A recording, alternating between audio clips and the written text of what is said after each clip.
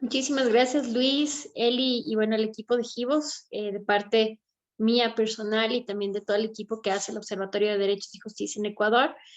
Para quienes no nos conocen, nosotros somos una organización que viene trabajando desde 2014 en todos los temas relacionados con independencia judicial y acceso a la justicia. Y en este contexto, nuestro trabajo puede diversificarse en muchos temas, dada cuenta que la adecuada tutela de los derechos que están consagrados en la Constitución y en los instrumentos internacionales de derechos humanos dependen en gran medida de que exista un sistema de justicia adecuado, pero sobre todo eficiente, para responder de manera adecuada cuando estos derechos son vulnerados. Entonces, en este sentido, el observatorio viene trabajando en algunos temas, en algunas aristas, y nuestra curiosidad en este momento es saber, bueno, estos mecanismos judiciales que ha implementado ya por más de una década el Estado ecuatoriano, ¿terminan resultando eficientes o no a la hora de tutelar derechos consagrados en la Constitución? Y bueno, y con este interrogante tenemos un acercamiento con el equipo de Givos en Ecuador y les planteamos la posibilidad de hacer un pequeño informe a partir de muestras de sentencias para ver si es que en realidad el sistema de justicia ecuatoriano es efectivo a la hora de tutelar los derechos de la naturaleza, que ya les voy a contar en un ratito cómo están configurados en Ecuador. Eh, para adelantarles, los resultados son, diría yo, parcialmente alentadores, porque si bien es cierto que sí es posible en ciertos casos tutelar estos derechos mediante los mecanismos que se han establecido en la Constitución, también es cierto que aquello queda muy a criterio y discreción de los jueces que conozcan el caso en primer lugar, y en segundo lugar queda también o depende de qué tan alto perfil tiene el caso o qué tanto interés tiene el Estado en mantener esa determinada situación jurídica. Entonces, quisiera darles un background primero de cómo ha ido evolucionando el sistema de protección de derechos de la naturaleza, sobre todo, y humanos en general en Ecuador. En realidad, Ecuador es uno de estos estados, como muchos de la región, que tiene esta manía, que no es mala, por supuesto, de ratificar absolutamente todos los instrumentos internacionales de derechos humanos que existen, todos. Entonces, en este sentido, esto no es malo, más bien esto es bueno. Sin embargo, la crítica que yo hago a esto es que muchas veces estos instrumentos se ratifican, pero no necesariamente hay mecanismos. Creo que tuve alguien que me pasó por ahí atrás. No necesariamente estos mecanismos empiezan a tener un impacto dentro del Estado ecuatoriano porque se ratifica por default. Y yo sí soy muy crítica de eso porque creo que no es posible ratificar un instrumento si no se tiene una voluntad real por parte del Estado de implementar eso a nivel interno. Entonces, esta es la gran crítica que yo hago a esta forma de ratificar de manera sistemática y crónica, si quieren ustedes, los instrumentos internacionales. No obstante, a finales de la década de los 90, cuando todavía estaba en vigencia la Constitución de 1998, eh, perdón, un poquito antes de la entrada en vigencia de la Constitución de 98, Ecuador ratifica el convenio 169 de la OIT, que como algunos de ustedes conocerán, es el instrumento fundamental hoy por hoy a nivel internacional para proteger y garantizar los derechos de los pueblos y comunidades indígenas que viven en los estados parte a la convención, como en el caso de Perú, como en el caso de Ecuador, en el caso de Bolivia, donde hay comunidades indígenas que siempre han levantado un cuestionamiento en cuanto a cómo balancear estos derechos inherentes que tienen estas comunidades ancestrales que por el paso del tiempo han estado ahí y cómo balancear sus derechos con los intereses del Estado. Entonces, este primer hito, la ratificación del convenio 169, sí es importante para un Estado como Ecuador, donde hay más de 13 nacionalidades y pueblos indígenas reconocidos y que de manera constante enfrentan discrepancias con el Estado, especialmente en todo lo que tiene que ver con proyectos de extracción minera o petrolera o maderera, porque yo siempre digo esto es muy de malas, los pueblos indígenas casualmente siempre están asentados en lugares donde hay recursos no renovables que son de interés para el Estado y ahí es cuando se da el conflicto. Estas son cosas fácticas que en realidad no es que necesariamente alguien es responsable, esto es un fact, pero este hecho genera conflicto y este conflicto tiene que ser solucionado de alguna manera por la justicia.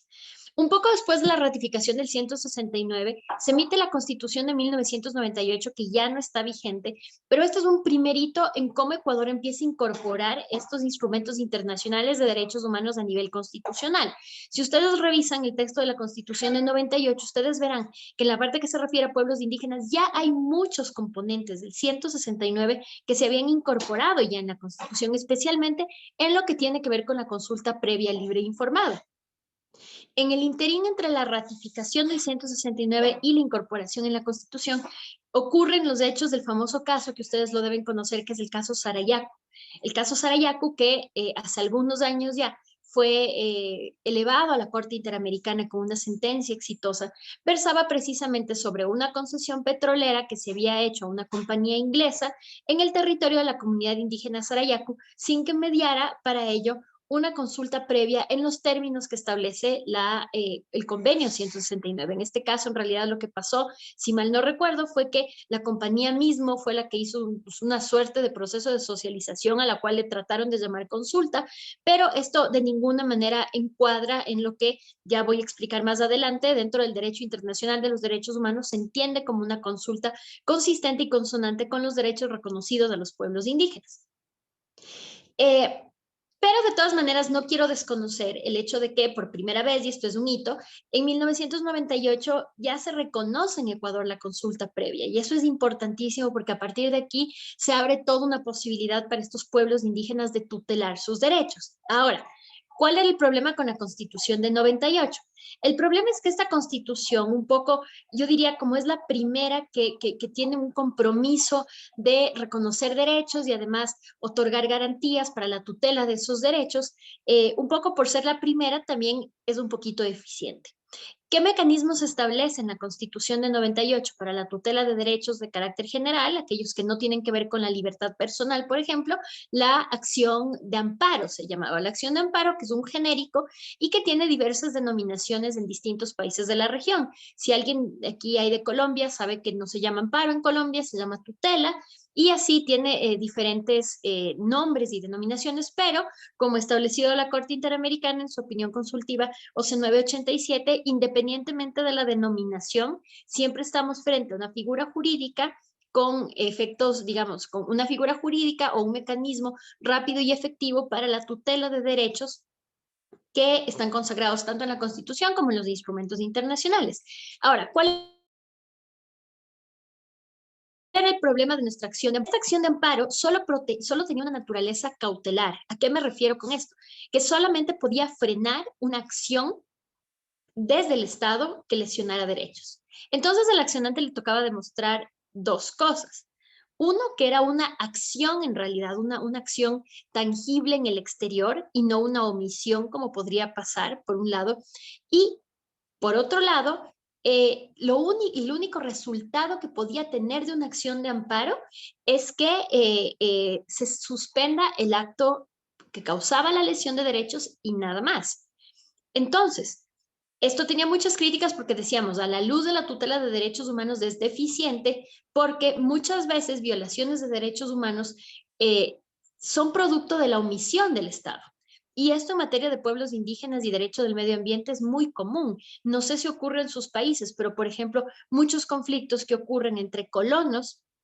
e indígenas de la Amazonía pasan precisamente por omisiones del Estado de establecer límites adecuados hasta dónde pueden llegar los madereros o los colonos en general. Esa omisión del Estado de establecer límites hacia dónde pueden entrar en los territorios las personas que no son parte de la comunidad indígena es una omisión. Tú no la puedes percibir en un acto administrativo, por ejemplo. Y esa era la condición de esa acción de amparo del 98. Entonces, obviamente, no alcanzaba para cubrir todas las dimensiones en las cuales puede ocurrir una violación de derechos humanos. Es así que en el año 2008, Ecuador adopta una nueva constitución que con todas las críticas que puede tener en su parte orgánica y especialmente en la creación, dicen algunos, de un régimen hiperpresidencialista, yo soy muy ¿cómo les digo? Me gusta mucho esta constitución y apoyo y no quisiera que se cuestione su vigencia porque sí estableció un andamiaje de derechos humanos y protección a estos derechos muy rico, muy vasto, uno de los mejores en la región no me voy a atrever a decir que es el mejor, pero sí es uno de los mejores, donde se pudo reconocer no solo no los derechos humanos en general, pero también con especial énfasis a los derechos de los pueblos indígenas y a los derechos derivados de la protección del medio ambiente. Y me voy a permitir unos minutos para contarles cuáles son estas principales aristas de impacto de manera positiva en el ejercicio de los derechos de los pueblos indígenas y el derecho al medio ambiente que se establece desde 2008, perdón. La primera es que se reconoce al Estado ecuatoriano como un Estado plurinacional, pluriétnico y pluricultural. Muchos dicen que esto es simplemente una novelería de lenguaje que no tiene ningún contenido, y esto no es cierto. Esto más bien, esta primera definición del Estado ecuatoriano está dotada de contenido y tiene consecuencias jurídicas. Perdón. ¿Qué quiere decir que el Estado es plurinacional, pluricultural y pluriétnico? Que se reconoce como igual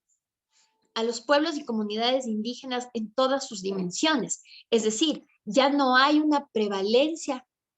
del sistema occidental a la hora de entender derechos, reconocer derechos y darles vocería y espacio a los pueblos indígenas, porque si nos reconocemos como pluriculturales, pluriétnicos, plurinacionales, lo que estamos diciendo es que quienes vivimos en Quito estamos en las mismas condiciones de tutelar nuestros derechos y de vivir nuestra cultura como aquellas comunidades indígenas de la Amazonía o de la Sierra. Esto genera obligaciones positivas para el Estado. Por ejemplo, les voy a poner algunos ejemplos súper breves. En materia de educación, por ejemplo, definirnos como un Estado pluricultural y pluriétnico exige al Estado que en zonas donde haya una gran concentración de comunidades indígenas, la educación tendría que estar centrada a reconocer el idioma oficial de esas comunidades, porque ya es igual que el castellano, no es ni mejor ni peor que el castellano, pero igual. Y además diseñar currículums escolares para garantizar la vigencia de las costumbres y usos de esa comunidad indígena. Entonces, no es una cuestión meramente enunciativa, sino que tiene efectos, especialmente a la luz de las obligaciones que tiene el Estado, no solo en materia ambiental, sino desde todos los ámbitos de la vida social, diría yo. Y esto ha sido como la forma como se ha cumplido esto de manera bastante escueta, la pluriculturalidad. Ha sido, por ejemplo, si ustedes ven una cadena nacional donde habla el presidente, posiblemente tendrán en traducción simultánea alguien que hable en quichua. Pero obviamente esto es insuficiente dada cuenta de lo complejo y de lo diverso que implica la plurinacionalidad, especialmente tomando en cuenta que no estamos hablando solo de una comunidad indígena, sino varias comunidades indígenas con muchas veces lenguajes diversos, costumbres diversas que tendrían que ser incorporados, al igual que quienes somos los ecuatorianos occidentalizados, digamos así. Luego, otra arista muy importante, y esta creo que es mi favorita, en el artículo 426, se reconoce,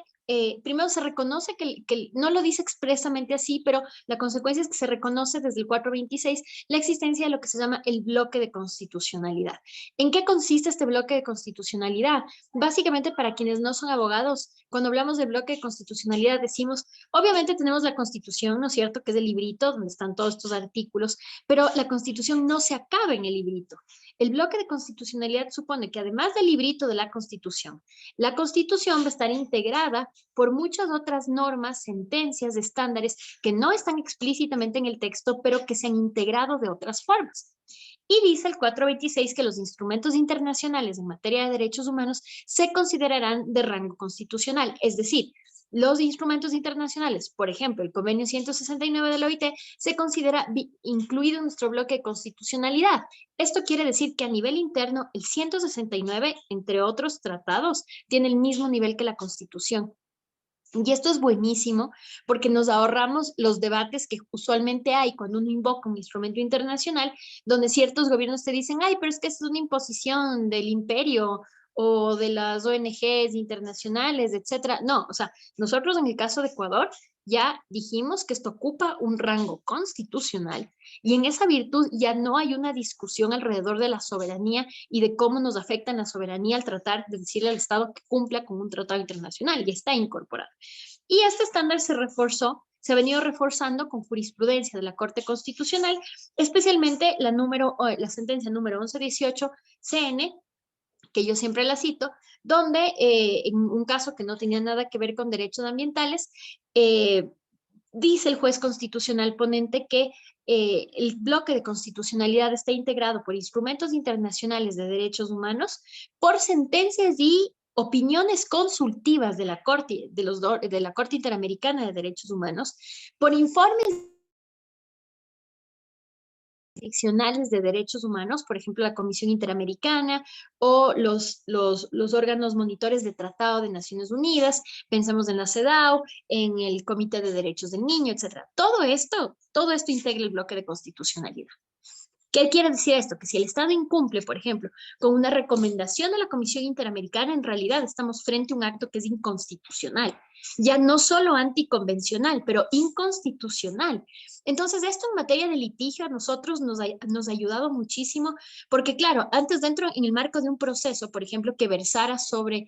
consulta previa, era muy complicado traer a colación la forma como la Corte Interamericana, por ejemplo, había interpretado el alcance de la obligación de la consulta previa, porque la respuesta del Estado era sí, pero, o sea, yo cumplo con la consulta previa porque le mandé a un secretario de la compañía privada que había sido otorgada la concesión a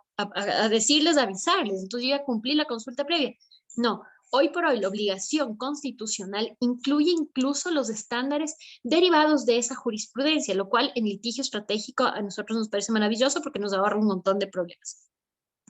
¿Qué otras cuestiones son relevantes desde nuestra Constitución? El reconocimiento de los pueblos indígenas, no solo en cuanto a su derecho a ser reconocidos como personas jurídicas frente al Estado o el reconocimiento de sus territorios, pero también muy importante, se reconoce su autonomía y soberanía en el contexto de su territorio, su posibilidad de activar sus mecanismos internos de solución de conflictos y tomar todas las medidas para ejercer este derecho de la autodeterminación dentro de sus territorios. Y finalmente, reconocimiento de derechos económicos, sociales y culturales, entre los cuales está el derecho a la salud y el medio ambiente sano, como igualmente justiciables con respecto a los derechos civiles y políticos. Y esta la dejé para el último porque es la mejor, los derechos de la naturaleza. Los derechos de la naturaleza. Ecuador es uno de los pocos países a nivel mundial donde se ha reconocido a la naturaleza, la Pachamama, como la llamamos nosotros en Quichua, como sujeto de derechos. Esto quiere decir que los derechos del medio ambiente pueden tutelarse en Ecuador de dos vías a través de la Constitución. Una, a través de las afectaciones que puedan generar a los derechos de los seres humanos, porque también nosotros, personas, tenemos el derecho a vivir en un medio ambiente sano y el derecho a la salud, pero además la naturaleza por sí misma es sujeta de derechos propios.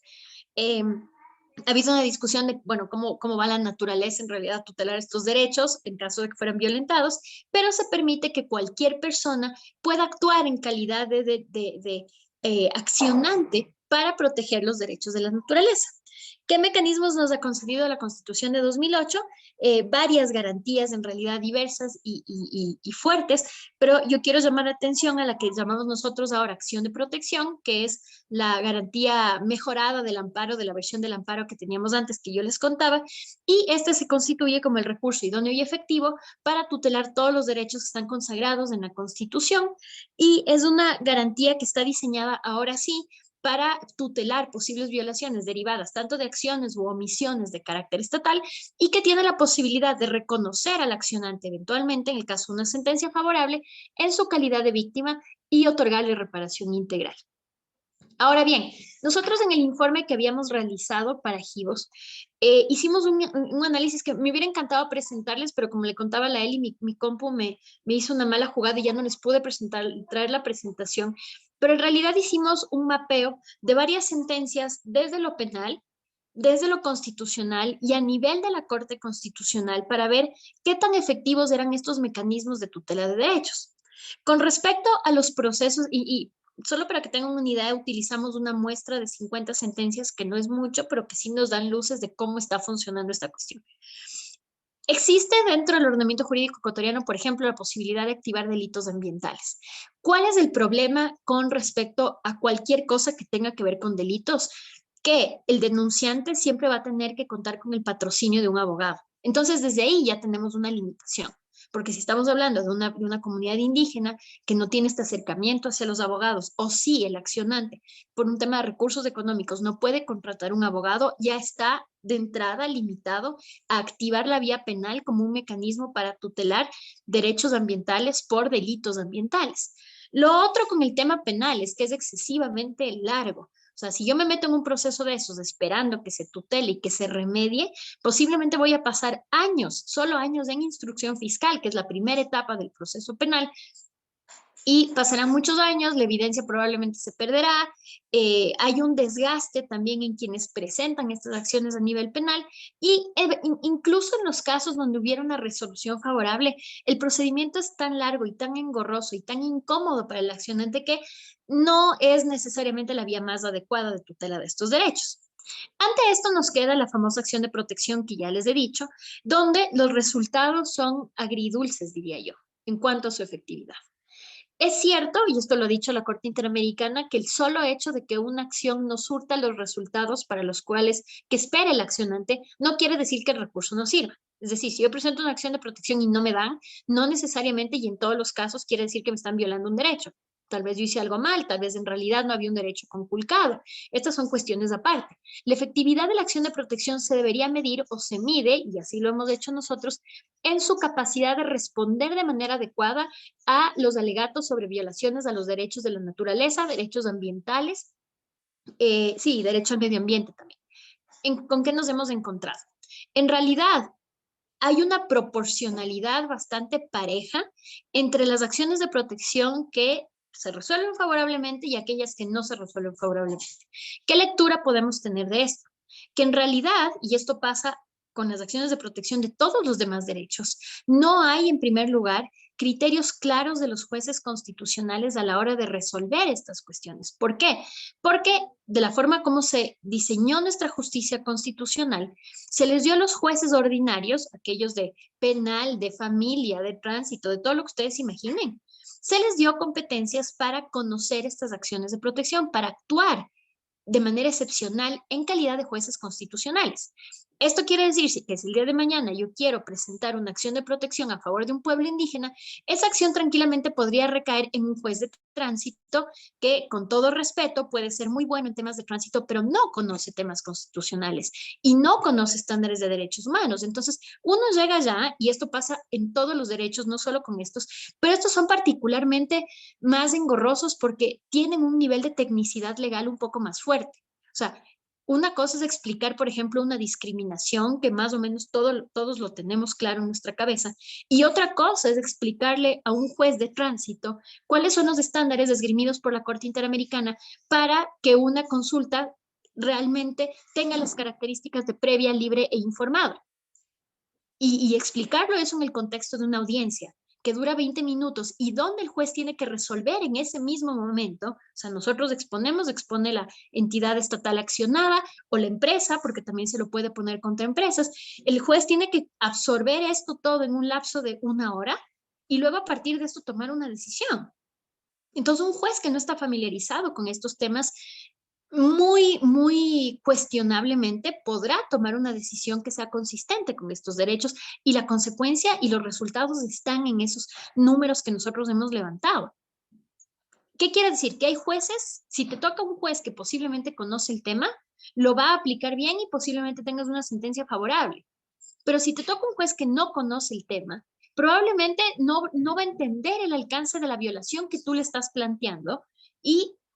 tomará una decisión desfavorable. Entonces, aquí la primera conclusión que sale es la necesidad de establecer criterios uniformes para que los jueces constitucionales puedan resolver de manera adecuada estas acciones y no se genere esta situación de diversidad tan amplia en las sentencias que se van emitiendo, porque esto genera una situación de inseguridad jurídica hasta el punto de que no sabes cuando te vas a un juez qué mismo te va a tocar, así tengas un precedente anterior. Esto también exige, por supuesto, capacitación en los operadores judiciales de primero y segundo nivel, de tal suerte que tengan una idea más o menos clara, porque no les podemos pedir tampoco que sepan todo, más o menos clara de qué van estos derechos, de tal suerte que si les cae a ellos una acción de protección en estos temas, un poco sepan dónde está y cómo está dibujada la cancha en la cual ellos tendrían que moverse. Tampoco hay esa capacitación. Hay mucha capacitación, por ejemplo, en temas de género y que yo conozca, nula capacitación en temas ambientales de pueblos indígenas y derechos de la naturaleza. Eso es algo que nosotros esperamos también trabajar con este proyecto. Luego, ¿qué hemos visto también? Los jueces ordinarios ante este desconocimiento rara vez te invocan un estándar internacional o si lo hacen, lo que hacen es hacer copy-paste del artículo pertinente del convenio 169 de la OIT, lo pegan ahí y ellos ya creen que hay motivación suficiente con eso y en realidad no está desarrollado pues el estándar, mucho menos de la forma como lo han establecido las cortes internacionales. Ahora bien, muchos de estos casos llegan eventualmente a la Corte Constitucional a través de lo que se conoce como las acciones extraordinarias de protección y ahí ya vemos un cambio de la actividad jurisdiccional. La Corte Constitucional como máximo ente de control y de la constitucionalidad en Ecuador, obviamente está integrado por jueces que están especializados en la materia. En el año 2019 tuvimos un cambio de la Corte Constitucional y se integró con unos jueces que son maravillosos. Y claro, esta composición particular de la Corte Constitucional desde 2019, con jueces altamente capacitados en temas de derechos humanos, ha subido enormemente el nivel de las sentencias de la Corte Constitucional. Las sentencias que no prosperan de acciones de protección pueden elevarse, pero no a través de un recurso, sino a través de una línea distinta que se llama la acción extraordinaria de protección. Y en estos casos la Corte Constitucional conoce, y si ustedes revisan las sentencias, sí se puede ver una diferencia notable en el conocimiento de la jurisprudencia internacional, de los estándares internacionales, incluso el análisis de los hechos concretos a la luz de estos estándares, que es muy importante el momento de que un juez motiva, y tenemos sentencias que son mucho más, digamos, enriquecedoras y que aportan a tutelar estos derechos. ¿Cuál es el problema a nivel de la Corte Constitucional? Por ejemplo, cuando se ha tratado de hacer consultas previas, consultas populares, perdón, para temas que tienen que ver con derechos ambientales. O sea, en varias oportunidades se ha tratado de presentar se le ha presentado a la Corte la posibilidad de que revise si es que consultas populares de mismo cabo podían ser llevadas a cabo o no. Y cuando la Corte Constitucional revisa esas peticiones, se encuentra con que están mal planteadas por parte de los accionantes y los desecha por un tema de forma y no un tema de fondo. Pero el resultado es el mismo, o sea, ya no vas a poder consultar si quieres que haya o no hay una extracción minera, que de hacerse la consulta en esa comunidad probablemente iba a haber un resultado que impidiera a la compañía iniciar esos procesos extractivos. Entonces, aquí la conclusión de esto es, a nivel constitucional al menos, tenemos que fortalecer el trabajo de los defensores y las comunidades en temas de forma y de temas legales para que puedan presentar acciones que sean exitosas. Yo voy a terminar aquí por un tema del tiempo, pero supongo que en el plenario podré ampliar un poquito más estos temas y yo les agradezco por su atención y si también en esa parte tienen preguntas, yo estoy presta a contestarles. Muchísimas gracias.